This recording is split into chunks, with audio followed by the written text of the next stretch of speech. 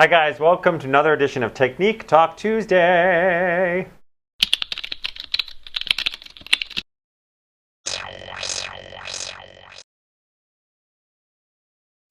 This week, my student in Barcelona, Alejo, asked me to speak about vibrato and what exercises he might be able to do to help kick his vibrato into gear. So I want to offer that to the world at large about my thoughts on vibrato. Now, in researching this, there are lots of theories about how the mechanism behind vibrato works, and we don't really know, but I can share a couple things. Vibrato is not this. But it could be one of these factors that we'll be discussing in this video. I do know for sure that we have to establish vibrancy in the vocal mechanism. And what do I mean by that? Three main concepts I want to instill in this video is one, that the larynx needs to be flexible to move, and then inside the larynx we need to have a clear oscillation in pitch, and then changes in airflow seem to provide the gas behind the whole thing. And then we can wrap it up under one vocalise that seems to get people's vibrato moving nicely in the studio. So first, to free up the larynx a bit, I want you to put your hand on your larynx, and I just want you to silently alternate an E vowel and an U vowel.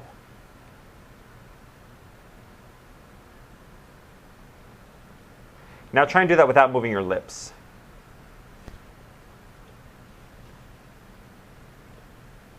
I want you to think of a really girly E and a really woofy oo. Like a cartoon dog, ooh. Or Yogi Bear, hey boo boo. Like a low one, a low larynx. So you're going to alternate that E and the oo without moving your lips, jaw, or anything in your face.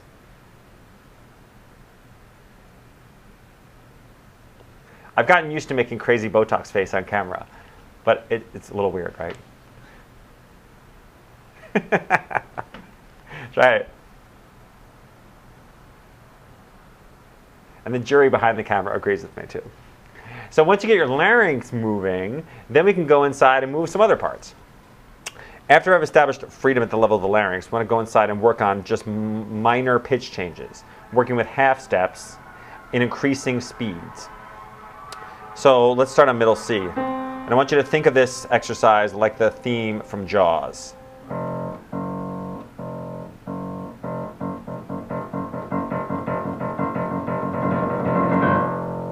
But we're going to do that around middle C. So I'm going to have you do it on an E vowel. E, E, E. When Jaws bites, when you're actually going to hold the last note, that's where the vibrato usually kicks in. E, E, E. You try it. And.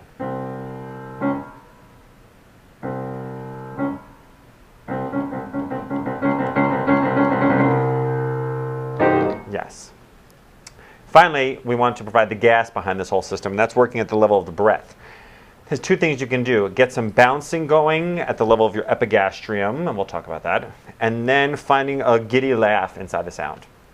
So first, put your index finger on your sternum, and then slide down. You'll feel this little spongy thing called your xiphoid process. Go directly below there, at the top of your epigastrium, kind of like the center of your abs. And I just want you to pant on a he. Go. You can imagine that there's a little alien there kicking, trying to get out. But you're laughing because you're keeping him in there. Once you get that sense of buoyancy going, then associate that with a pitch. You're going to do hee, like you're laughing. Hee, like you have a crazy laugh.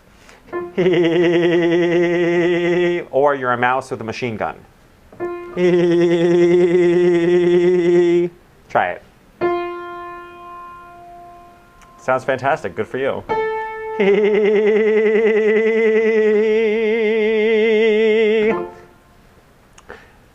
Once you can do all that, then wrap it up under one vocalise. You can do it on the word neethee, N-E-E-T-H-E-E, over a mordant. Doing neethee, neethee, neethee. Try it.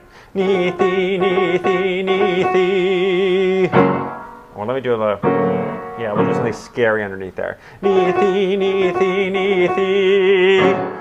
So how I picture this is like you are running through the forest. There's some sort of opera, and your lover's name is Ni-thi. You're looking for him or her in the forest. Ni-thi, ni-thi, ni-thi. And you come across your slain lover. So you have to land with this sense of crying right on the onset of the note. Ni-thi, ni-thi, ni-thi. It works.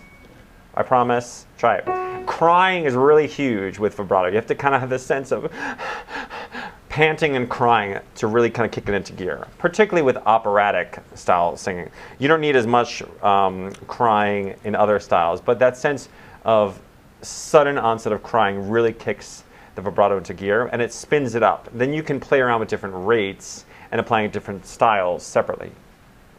But I want you to think about those three foundational concepts that we talked about in terms of laryngeal movement, pitch changes with the jaws, exercise, and then the airflow changes with the bouncing epigastrium and the laugh. And then roll that all under, you know, the exercise where you're searching for your lost, slain lover in the woods.